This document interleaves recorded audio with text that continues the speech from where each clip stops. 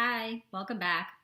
Okay, so now you have your list of questions, you've worked on your clairs, you're ready to connect with spirit. So, what do you do now? You really want to develop your own style. Like, what feels comfortable to you? Do you want to say a prayer before you start a reading? Do you want to light a candle? Do you want to have a special place to do your readings? I always found, especially when I was doing Facebook readings, I was doing a lot of free readings on Facebook just to get practice. And I would have to clear my entire dining room where I was doing the reading because for whatever reason, I didn't feel like the spirits liked clutter. I felt like the energy of spirits needed things to be clean. So my dining room was very clean and very sparse. So that's where I would do my readings. But, that's my own personal style. So your personal style might be different. You might not want to light a candle. Some people sage before every reading. I was doing that for a while, but then the sage started bothering me. So I just light my candle now. I definitely always invite all the angels in. And that seems to be enough for me. But you want to get in the habit of doing whatever you're going to do in the same way, and so it's kind of predictable. It's sort of like, spirit knows what's coming. Oh, they know you're getting ready for a reading. They see that you're lighting the candle. They see that you're clearing the space. It's like as you get ready, they get ready. So it's important to kind of keep things in a predictable way. Spirit likes predictability too, because then they know what to expect from us. So now that you have all that ready, how do you start a reading?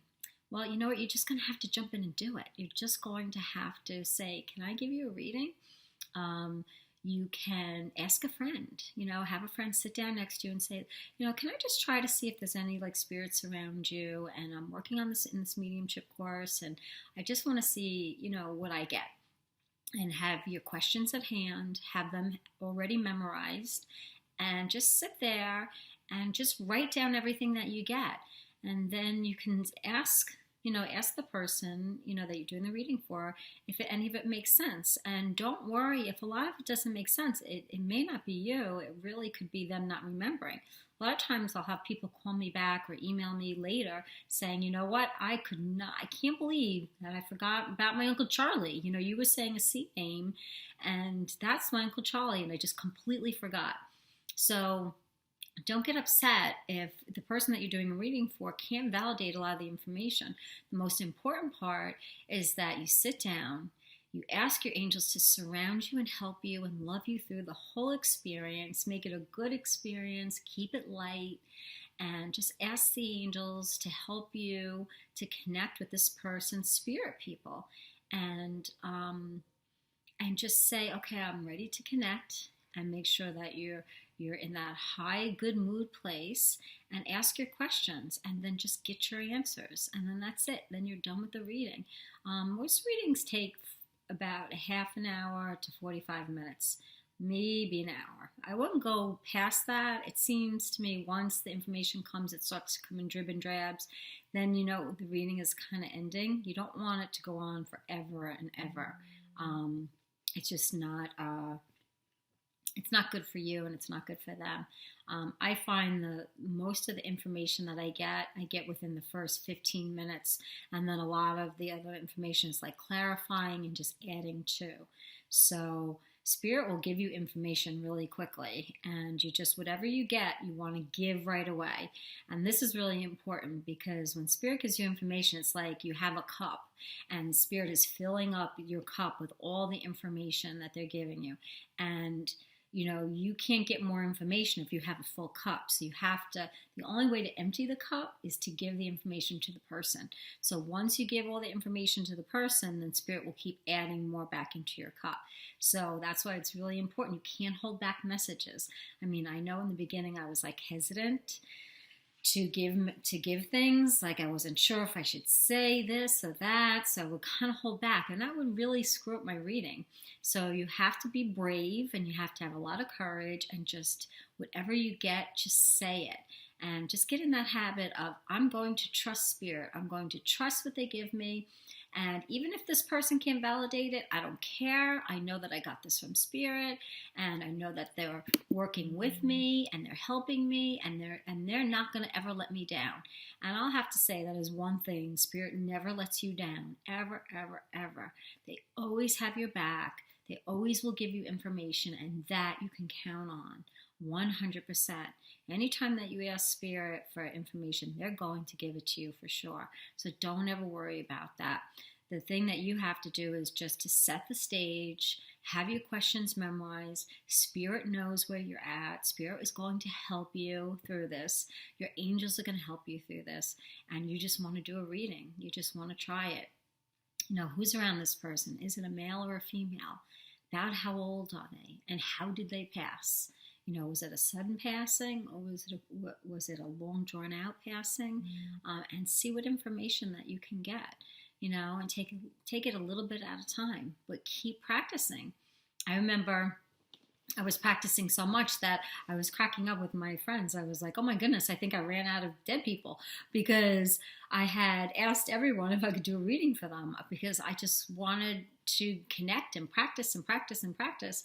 And that's when I decided that I would do readings on Facebook, because I would just offer free readings because I just wanted to practice. And you can do that too if you feel comfortable. I mean, some people do not feel comfortable offering readings on Facebook, but I did.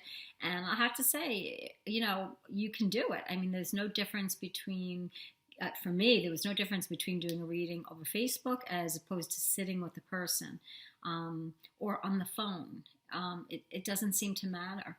Spirits, they know who's connected to who, and that never seemed to be a problem. So you want to practice, practice, practice is really important. You can look into joining a mediumship development group in your area. And if there isn't one, start one. I did. Start one on meetup.com. That's what I did. And I have the same group. It's been going for years now. And it's great because we're all developing together. We're all helping each other. And mediumship is really a lifelong learning. It's something that you grow.